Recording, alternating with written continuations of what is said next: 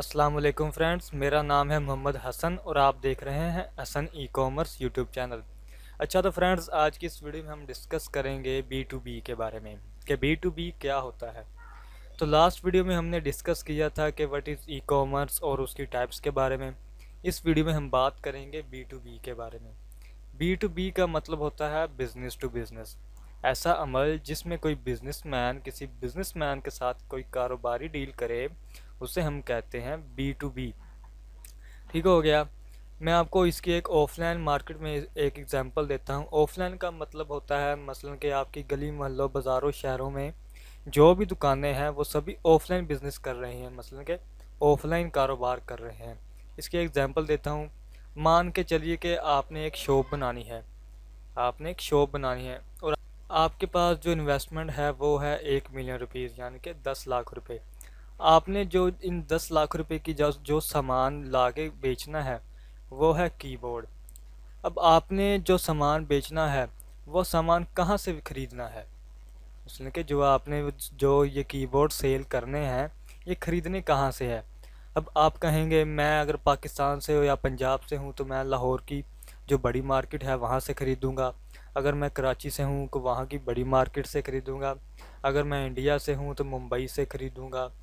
या तो फिर आप कहेंगे मैं ये सामान जो कीबोर्ड्स हैं मैं होल सेलर से ख़रीदूँगा। आपने ये जो कीबोर्ड है होल सेलर से नहीं ख़रीदने। क्यों नहीं खरीदने चले मैं आपको बताता हूँ। मान के चलिए कि आपको होल सेलर दे रहा है 8,000 कीबोर्ड। कितने के?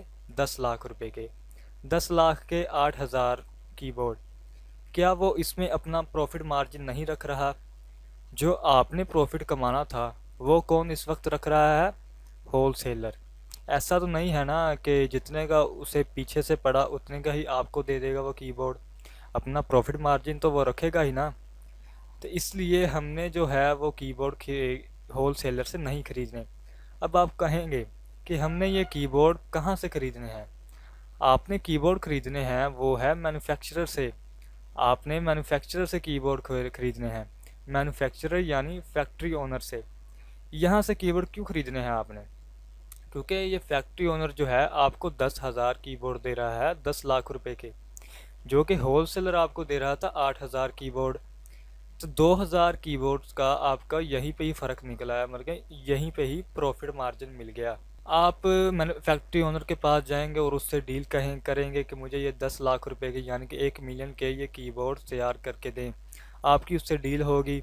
ऑब्वियसली वो आपसे अच्छे तरीके में डील करेगा और अच्छी डील करेगा। ठीक हो गया। अब देखें, आपने शॉप बनानी थी, आप तो हो गए एक बिजनेसमैन। अब आप फैक्ट्री ओनर के पास गए थे और उससे डील की है।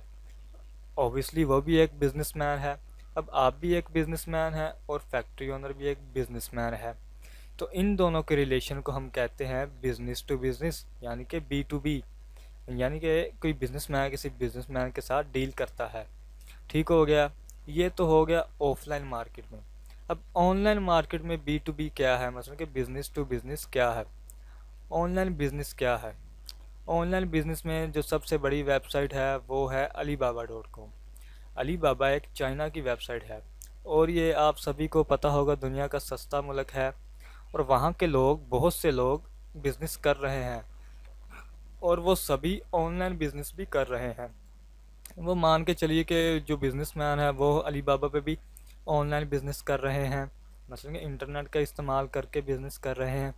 अब देखिए, आपने वो कीबोर्ड ख़रीदने हैं अलीबाबा पे, अलीबाबा से, वहाँ जो बिज़नेस कर रहे हैं। अब आप हैं एक बिज़नेसमैन और अलीबाबा वाले भी एक बिज़नेसमैन है। आपने अलीबाबा वाले से जब डील करनी है, क्या आपने इंटरनेट का इस्तेमाल नहीं करना?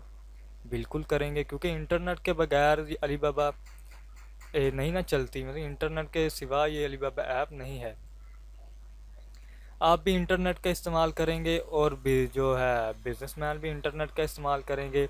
आप दोनों ही बिजनेसमैन हैं।